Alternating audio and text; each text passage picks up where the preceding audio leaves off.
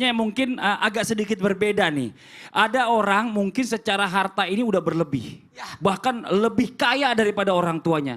Pada saat orang tuanya meninggal gitu ya kan. Terus dia pikir, udahlah nggak usah lah warisannya. Aku udah kaya kok gitu.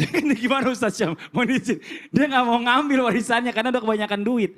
Silakan Ustaz Syam penjelasannya. Boleh nggak kayak gitu? Ini lagi ngomongin siapa? Gak ada dia ngomongin. Pertanyaan Maulana, doang. Ustaz Bani, Mas Fadli serta guru-guru kami dimuliakan Allah Subhanahu wa taala.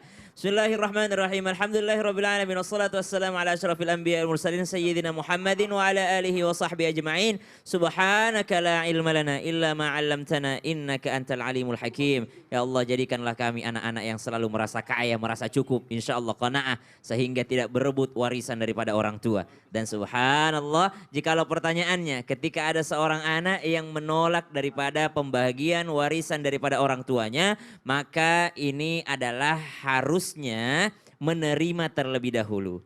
Jadi karena dibagi sesuai dengan syariat Islam, ada haknya masing-masing. Kembali kepada kaidah yang disampaikan oleh guru kita Ustadz Bani Hashim tadi di awal segmen, maka beliau mengatakan bahwasanya tidak ada harta yang tidak bertuan. Maka harus dikembalikan dulu kepada tuannya. Siapa itu? Si anak yang berhak, si ahli waris yang berhak. Barulah setelah itu dia membagikan kepada saudara-saudaranya yang lebih membutuhkan barangkali. Maka guru kami pernah menyampaikan bahwasanya kalau perlu masih ada jenazahnya pun, itu pun bisa untuk dibagikan warisannya. Masih ada jenazahnya pun bisa diwarikan warisannya. Kenapa? Ketika dibagikan warisannya baru meninggal dunia sudah dibagikan, dikasih tahu hak-haknya siapa. Maka anak pertama mengatakan, enggak usahlah saya sedih melihat bapak, ngapain kalian bagi warisan, kasihlah kepada adekku yang kedua. Kata adek yang kedua, gak apa-apa lah suamiku kaya raya, kasihlah adek kita yang ketiga, dia masih kuliah. Kata adeknya, enggak usah saya ada beasiswa, saya juga cukup, saya juga jualan online, kasihlah harta itu untuk anak yatim. Subhanallah. Anak keempat belum. Tetangganya bilang, kalau begitu Anda tidak mau kasih hanya saya. Maka subhanallah, itulah indahnya kenapa ulama kita mengatakan, kita kan selalu mengatakan, jangan kuburannya masih basah, ngapain kalian ngomongin warisan, bapak aja belum 7 hari, bapak aja belum 40 hari, kalian sudah ngomongin warisan. Justru semakin cepat semakin baik kata ulama kita. Kenapa? Karena semakin lama bertahan warisan ini, tanpa tuan ini, maka setannya akan semakin gede. Guru kami juga mengingatkan bahwasanya ketika saudara ini datang bersilaturahim kepada rumah saudaranya, dia melihat ada jam dinding yang dulu ada di rumah ibunya, dia pun mengatakan dalam hatinya, wah jam dindingnya emak ada di sini, jam dindingnya emak ada di sini, jangan-jangan emasnya pun ada di sini, jangan-jangan kalungnya pun ada di sini, jangan-jangan gelangnya pun ada di sini. Itu gara-gara jam dinding, bukan masalah hartanya, tapi setannya yang besar, semakin lama semakin membesar daripada godaannya. Maka subhanallah, ketika ulama kita menyarankan membagi pada saat yang tepat, maka silahkan dibagi di saat yang tepat. Bagi orang tua, misal bapaknya meninggal dunia, ibunya kadang yang tidak setuju. Kenapa kau bagi